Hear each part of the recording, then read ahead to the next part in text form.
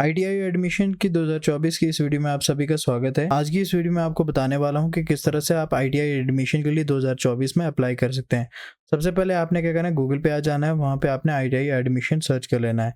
आपके पास सबसे first online website open होके आ जाएगी। अगर नहीं आती तो इस वेबसाइट का ऑफिशियल जो लिंक है वो मैंने वीडियो के डिस्क्रिप्शन में दे के रखा है, वहाँ पे जाके आप इसको चेकआउट कर सकते हैं। जैसे ही आप यहाँ पे क्लिक करोगे, क्लिक करने के बाद आपके सामने कुछ इस तरह का इंटरफेस शो होगा। इंटरफेस शो होने के बाद आपने क्या करना है, यहाँ पे जस्ट क्लिक कर लेना है। जैसे मैं आपको ये चीज यहाँ पे दिखा रहा हूँ, तो यहाँ पे आपने क्या करना है, क्लिक कर देना है। जैसे यहाँ पे जो ये click here for registration for ITI admission 2024, ये केवल हिमाचल के लिए, अदर स्टेट के लिए अगर आपको चाहिए तो मैं आपको बता दूंगा। कमेंट में आप बता दीजिए आपको किस स्टेट का आईटीआई एडमिशन के बारे में जानना है, उसकी जानकारी मैं आपको दे दूंगा। जिस विषय में ज्यादा कमेंट होंगे उसके बारे में आपको बता दूंगा। तो आपने क्या करना है, सबसे पहले आप जैसे ही यहाँ पे क्लिक करोगे, क्लिक करने के बाद आपके सामने कुछ इस तरह का इंटरफेस शो होगा। आपके पास यहाँ पे जो काउंसलिंग नोटिस है और उसके बाद आईटीआई का जो प्रोस्पेक्टस है वो शो होगा। आपने क्या करना है, यहाँ पे नीचे न्यू रजिस्ट्रेशन, जो यहाँ पे लिंक दिया हुआ है न्यू रजिस्ट्रेशन का, यहाँ पे आपने क्लिक करना है। अगर आपके पास रजिस्ट्रेशन हो चुका है, आगे का प्रोसेस किस तरह से करना है वो भी मैं आपको बताऊंगा।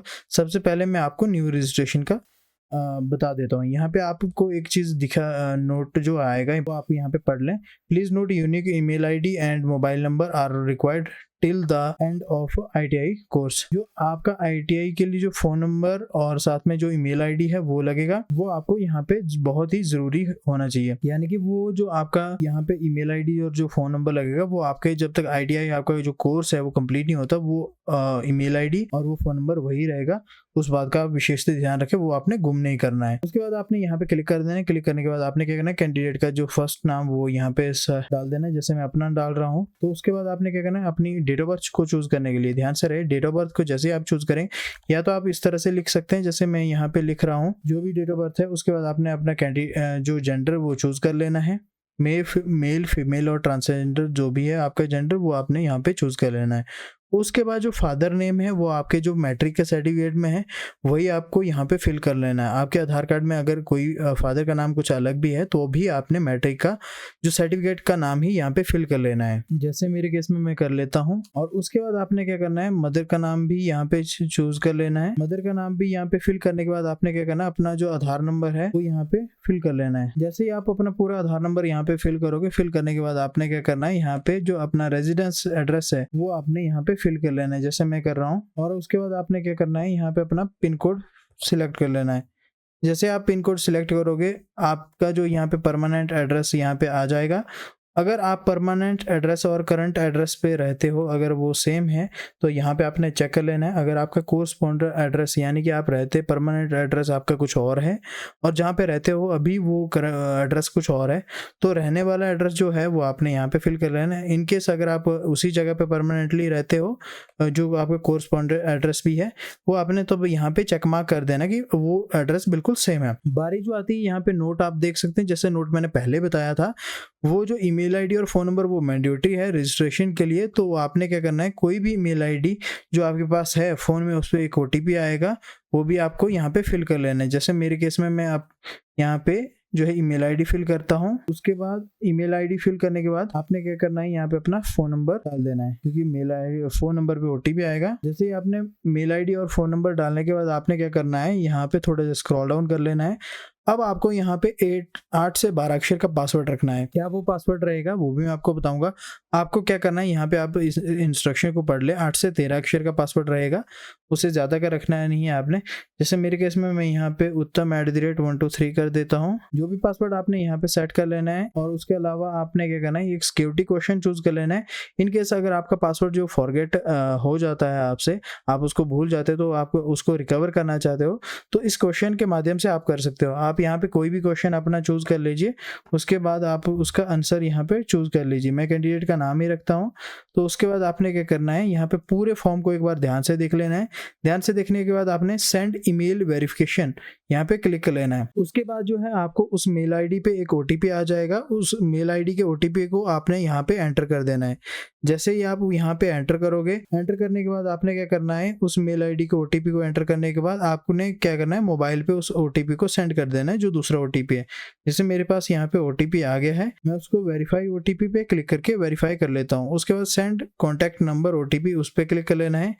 यहाँ पे कॉन्टैक्ट नंबर पे भी आपका OTP आ जाएगा, वो आपको यहाँ पे फिल कर लेना है। जैसे मेरे केस में यहाँ पे उस पर भी OTP आ गया है, मैं इसको भी फिल कर लेता हूँ। उसके बाद वेरीफाई OTP, उस पर भी क्लिक कर देना है आपने। उसके बाद सारी इन्फॉर्मेशन को एक बार फिर से ध्यान से देख लेना है, कहीं अगर कोई गड़बड़ी है तो वो गड़बड़ी आपकी ऑनलाइन आपको कॉल करनी पड़ेगी, उसी पे आपकी फिल हो गई। ये एडमिशन जो डेट है ये 11 तारीख से 22 तारीख तक चली हुई है, यानी कि 22/7 तक ये रजिस्ट्रेशन की जो डेट है वो खत्म हो जाएगी। अब आपको यहाँ पे एक और चीज करनी है, जैसे अगर आपको अपना पासवर्ड और आईडी वो सेव करना है तो ईमेल आईडी को आपको यहाँ से हटाना पड़ेगा। यहाँ पे कंट्रोल से मैं इसको हटा देता हूँ। अब जो है यहाँ पे मैं इस जो आईडी को, जो बैकग्राउंड में एक आईडी मुझे मिली है रजिस्ट्रेशन आईडी, इसको आपने यहाँ पे सेव कर लेना है। डॉट को आपने हटा देना है। उसके बाद आपने क्या करना है, मैं यहाँ पे सेव कर लेता हूँ। जैसे मैं सेव करूंगा, यहाँ पे मैं एक बार फिर से इस आईडी को कॉपी करूंगा और कॉपी करने के बाद यहाँ पे रजिस्ट्रेशन नंबर पे पेस्ट कर दूंगा। मेरे पास यहाँ पे बहुत सारी आईडी सेव है। आपका पासवर्ड मांगेगा, वो आप पासवर्ड जो है यहाँ पे डाल दें, उसके बाद लॉगिन पे क्लिक कर लेना है। अब आपको एक चीज यहाँ पे ध्यान रखना है, इसी पेज में थोड़ी देर रुके जाए। यहाँ पे रुकने के साथ साथ मैं आपको बताऊंगा, कोई भी जो डॉक्यूमेंट है आपको मांगा जाएगा, जैसे आपका जो पासपोर्ट साइज फोटो है वो 10 KB से 100 KB के बीच में होना चाहिए। अगर कोई भी फोटो ज्यादा MB का या KB का करना है, आपने कंप्रेस करना है किस तरह से, वो भी मैं आपको बताऊंगा। इस वीडियो में देखते रहे ध्यान से, पूरी जानकारी आपको बताने वाला हूँ। आपकी जो सिग्नेचर है वो 3 KB से 30 KB के बीच में होना चाहिए। चलिए ये दोनों चीजें हम यहाँ पे स्टार्ट कर लेते हैं और उसके बाद प्रोसीड पे क्लिक कर देते हैं। चकमा करने के बाद प्रोसीड पे हमने क्लिक कर दिया। उसके बाद यहाँ हमने क्या करना है, एप्लीकेशन फॉर्म पे क्लिक कर देना है। जैसे ही हम एप्लीकेशन फॉर्म पे क्लिक करोगे, यहाँ पे जो स्टूडेंट का जो नाम है वो यहाँ पे शो होके आ जाएगा। जो भी स्टूडेंट का नाम है, ये मैंने ऐसे ही फॉर्म फिल किया हुआ है। उसके बाद आपने क्या करना है, यहाँ पे फिल व्यू एप्लीकेशन फॉर्म यहाँ पे क्लिक कर देना है। जैसे ही आप यहाँ पे क्लिक करोगे, क्लिक करने के बाद आपके पास जो है यहाँ पे फोटो और सिग्नेचर अपलोड करने का ऑप्शन आ जाएगा। अब मेन बारी आती है कि फोटो और सिग्नेचर को किस तरह से अपलोड करना है, वो मैं आपको बाद में बताऊंगा। पहले हम इस फॉर्म को फिल कर लेते हैं। यहाँ पे आपने क्या करना है, अगर आप हिमाचली से बिलोंग करते हैं, आपके पास डोमिसाइल हिमाचली बोनाफाइड है, तो आपने यस कर लेना है। अपनी कैटेगरी को चूज कर लेना है। जनरल, SC ST या OBC या जनरल EWS से बिलोंग करते हैं तो आपको यहाँ पे क्लिक कर लेना है। किसी कैंडिडेट को अगर EWS का सर्टिफिकेट बनाना है तो मैं यहाँ पे ऑनलाइन आपका आवेदन कर सकता हूँ। वीडियो के डिस्क्रिप्शन में भी आपको मेरा नंबर मिल जाएगा, यानी कि इस फॉर्म को भरते टाइम भी मैंने आपको अपना नंबर वहाँ पे शो किया हुआ है। उस पर आप जो है व्हाट्सएप डाल सकते हैं। आपके डॉक्यूमेंट आपको ऑनलाइन ही सेंड कर दिए जाएंगे। जिस भी डिस्ट्रिक्ट से आप बिलोंग करते हैं हिमाचल में, वो चीज़ वहाँ पे आपको बता दी जाएगी। आपको क्या करना है, EWS के लिए आपके पास लैंड होल्डिंग, इनकम और अनएम्प्लॉयमेंट का सर्टिफिकेट होना चाहिए। अगर वो सर्टिफिकेट आपके पास नहीं है, अगर वो भी आपको बनाने पड़ेंगे तो वो भी आपके बन जाएंगे। उसके पहले आपको क्या करना पड़ेगा, वो सर्टिफिकेट को बनाने के लिए कुछ कंडीशन मैं आपको बता देता हूँ। उसके लिए आपको क्या है, हमारे साथ कॉन्टैक्ट करना पड़ेगा। उसके बाद मैं आपको वो सारी चीज़ें बता दूंगा। उसके बाद आपको क्या करना है, यहाँ पे अगर आप EWS से बिलोंग करते हैं, जैसे मैंने EWS के केस में बताया, यहाँ पे जो है आपका अगर EWS है या OBC सर्टिफिकेट है अगर आपका है, तो यहाँ पे आपको इशू डेट पूछा जाएगा कि सर्टिफिकेट किस तारीख को इशू हुआ, वो डेट आपको यहाँ पे डालनी पड़ेगी। अगर वो डेट परफेक्टली मैच नहीं हुई आपके सर्टिफिकेट के साथ, अगर आपका अगर आज एडमिशन के लिए फॉर एग्जांपल आप आज 14 तारीख को अप्लाई करते हो, अगर 14 तारीख को की ही डेट आपने यहाँ पे अप्रूवल की डाली है तो 14 तारीख का ही जो सर्टिफिकेट अप्रूवल होना चाहिए। अगर वहाँ पे 15 तारीख हुआ तो आपका जो फॉर्म वो बिल्कुल रिजेक्ट माना जाएगा, वो यहाँ पे नहीं आएगा। फॉर एग्जांपल मैं जैसे यहाँ पे 14 तारीख का चूज करता हूँ कि 14 तारीख की जो डेट है वो इशू डेट है इसके लिए EWS के लिए। उसके बाद मैं यहाँ पे रूरल, अगर बैकवर्ड एरिया आता आपका, वो आपने यहाँ पे सिलेक्ट कर लेना है। बैकवर्ड एरिया किस तरह से, वो भी मैं आपको बताता हूँ। यहाँ पे जैसे आप बैकवर्ड एरिया पे क्लिक करोगे, यहाँ पे सब कैटेगरी एक और आएगी। यहाँ पे देख सकते हैं आप, अगर आपने जो अपनी प्राइमरी, मिडिल, मैट्रिक क्लास आपने बैकवर्ड एरिया स्कूल से आपने पास की है तो यहाँ पे आप क्लिक कर सकते हैं। उसके बाद अगर आपने वहाँ से पास तो की है, साथ ही साथ जो आपका रेगुलर एरिया भी वही पड़ता है, तो आपने यहाँ से भी सिलेक्ट करना है। अगर आपका परमानेंटली ही बैकवर्ड एरिया रेजिडेंस है आपका, तो आपने यहाँ पे क्लिक करना है। मैक्सिमम केसेस में बैकवर्ड एरिया होता है तो आपने परमानेंट वो यहाँ पे क्लिक कर लेना है। अब नेशनलिटी ऑलरेडी सिलेक्ट होके आ जाएगी यहाँ पे। उसके बाद आपने अपनी स्टेट को चूज कर लेना है। ये हिमाचल प्रदेश के लिए तो हिमाचल प्रदेश यहाँ पे बाय डिफॉल्ट सिलेक्ट करने के लिए आ जाएगा, उसके अलावा कोई भी स्टेट नहीं आएगी। उसके बाद आपने क्या करना है, अपनी डिस्ट्रिक्ट को चूज कर लेना है। डिस्ट्रिक्ट को आपने चूज करने के बाद यहाँ पे क्या करना है, रिलीजन यहाँ पे चूज कर लेना है, जो भी आपका रिलीजन है। रिलीजन अगर आप NCC कैंडिडेट्स है तो यहाँ पे यस कर लेना है। ड्यूरेशन ये बताएगा 2 ईयर या 2 ईयर से ज्यादा है तो आपने यहाँ पे वो सारी कुछ चीज़ें फिल कर लेनी है। मेरे पास यहाँ पे कैंडिडेट का नहीं है तो मैं यहाँ पे नो सिलेक्ट कर देता हूँ। उसके बाद जो है एजुकेशन क्वालिफिकेशन में अगर कैंडिडेट की जो 10th है वो एसएससी या जो भी एग्जामिनेशन उसने पास किया हुआ है वो आपने यहाँ पे फिल कर देना है। उसके बाद आपके पास कोई एडिशनल क्वालिफिकेशन है, फॉर एग्जाम्पल यहाँ पे CTS है या फिर मैट्रिक विद वोकेशनल कोर्स है कोई, तो यहाँ पे आपने सिलेक्ट कर लेना है। अगर नहीं है तो यहाँ इनको छोड़ देना है, ये कोई मतलब कंपलसरी नहीं है।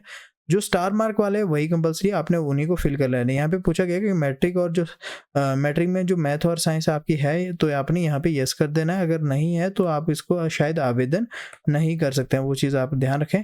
जैसे आप नो करते हैं शायद आवेदन कर सकते हैं, मेरे केस में यहाँ पे कैंडिडेट की है तो मैं यस कर देता हूँ। उसके बाद आपने क्या करना है, जिस बोर्ड से आपने पास किया है, जो 10th का सर्टिफिकेट जो आपने जिस बोर्ड से आपने 10th पास किया है उसको यहाँ पे चूज़ कर लेना है। अगर Himachal board school of education यानी धर्मशाला है तो यहाँ पे आपने फर्स्ट पे चूज़ कर लेना है। अगर हिमाचल प्रदेश तकनीकी शिक्षा बोर्ड है तो आपने यहाँ पे चूज़ कर लेना है। पंजाब बोर्ड है तो यहाँ चूज़ कर लेना, कोई अदर है तो अदर पे आपने चूज़ कर लेना है। मेरे केस में स्कूल ऑफ एजुकेशन जो धर्मशाला का बोर्ड है वो यहाँ पे है। 10th इसकी पास हो चुकी है यहाँ पे कैंडिडेट का। उसके बाद मैं क्या करता हूँ, यहाँ पे कैंडिडेट का जो पासिंग ईयर है वो चूज कर लेता हूँ। उसके बाद परसेंटेज डाल देता हूँ, क्योंकि मैक्सिमम केस में परसेंटेज है। CGP है तो आपको निकालना पड़ेगा, ग्रेड है वो तो भी निकालना पड़ेगा। आप जो है परसेंटेज पे क्लिक करने के बाद आपने कैंडिडेट का रोल नंबर चूज कर लेना है। जैसे मैं यहाँ पे डाल देता हूँ रोल नंबर डालने के बाद आपने क्या करना है, यहाँ पे मार्क्स डाल लेना है। जैसे यहाँ की मैं मार्क्स डाल देता हूँ। उसके बाद आपके जो टोटल मार्क्स है वो मैक्सिमम 700 में से होता है। यहाँ की परसेंटेज जो है आपकी ऑलरेडी यहाँ पे निकल के आ जाएगी। उसके बाद आपने क्या करना है, जो इसकी डिक्लेरेशन है वो आपको यहाँ पे देखने को मिलेगी। यहाँ पे आपने डिक्लेरेशन को ध्यान से पढ़ लेना है, आप क्या क्या चेक मार्क कर देंगे।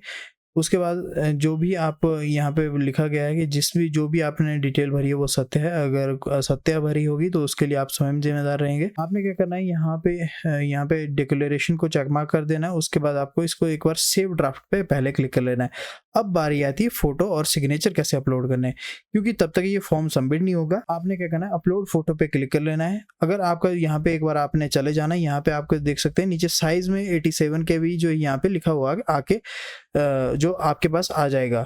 उसके बाद अगर 87 KB का तो गुड है, यहाँ पे आ जाएगा फोटो। अगर यहाँ पे सिग्नेचर की बात करें, सिग्नेचर भी अभी मैं आपको बता दूं, इसके 51 MB जो 51.9 KB के जो सिग्नेचर है, किस तरह से आप इसको रिसाइज करेंगे। सेम फॉर्मूला रहेगा दोनों केस में। अगर फोटो है तो फोटो के लिए भी, और उसके बाद इसका अगर कोई सिग्नेचर है वो भी ज़्यादा KB का है, किसी भी डॉक्यूमेंट को आप रिसाइज करना चाहते हैं, इसका रिसाइज करने का वो सेम प्रोसीजर है। किस तरह से आप इसको रिसाइज करेंगे, आपने क्या करना है, गूगल पे आ जाना है। गूगल पे आपने लिखना है इमेज रिसाइजर। ये लिखने के बाद आपने गूगल पे ये सर्च कर लेना है। उसके बाद तीसरे चौथे नंबर पे जो भी वेबसाइट, मैं इसको प्रेफर नहीं कर रहा हूँ, कोई प्रमोशन नहीं दे रहा हूँ, रेड्यूस इमेज जो .com की वेबसाइट है, इस पे आ जाना है। उसके बाद आपने क्या करना है, यहाँ पे सिलेक्ट कर लेना है, उस इमेज को सिलेक्ट कर लेना है जितना वो, अगर आपको जो कम KB की चाहिए, मैं जैसे यहाँ पे मेरे को लगभग 30% अभी मैं रिसाइज करता हूँ इसको। अभी देखिए 8 KB की हो गई है। पहले कितनी KB की थी, ये लगभग 51.99 KB की थी। हमें जो प्रॉपर जो इसका साइज चाहिए सिग्नेचर का, वो चाहिए 3 से 30 KB के बीच में। अभी ये लगभग 8 KB के करीब हो गई है, मतलब मेरे यूज लाइक हो गई है, तो मैंने इसको डाउनलोड कर दी। ये डाउनलोड हो गई। उसके बाद मैं इसको अपलोड कर देता हूँ, ये डाउनलोड फोल्डर में आ जाएगी। उसके बाद आपने जैसे ही यहाँ पे क्लिक कर देते हैं, उसके बाद आपने क्या करना है, सेव ड्राफ्ट पे क्लिक करने के बाद सबमिट पे क्लिक कर लेना है। अब जैसे मैंने यहाँ पे सबमिट पे क्लिक कर दिया, सबमिट पे क्लिक करने के बाद आपके सामने एक पॉपअप शो होके आ जाएगा, यहाँ पे ये डाउनलोड वाला ऑप्शन। तो आपने इसको डाउनलोड जरूर से कर लेना है, क्योंकि ये सबसे मेन एक एप्लीकेशन फॉर्म है जहाँ पे आपको ये ITI में मांगा जाएगा। अगर आपके पास ये नहीं होगा तो शायद आपकी जो काउंसलिंग में कोई दिक्कत अड़चन आ सकती है। आपने इसको प्रिंट करके कैंडिडेट को दे देना। अगर आप खुद एक कैंडिडेट है तो इसको डाउनलोड करके किसी भी साइबर कैफे या इंटरनेट कैफे पॉइंट पे जाके आप इसको प्रिंट करवा सकते हैं। बात आती है फीस की। अब फीस कैसे कट जाए, सेकंड नंबर हम फीस पे आते हैं। यहाँ पे कैटेगरी के लिए, जो जनरल के लिए है, चाहे वो OBC के लिए है या EWS के लिए, तीनों कैटेगरी की जो फीस स्ट्रक्चर है वो बिल्कुल सेम है।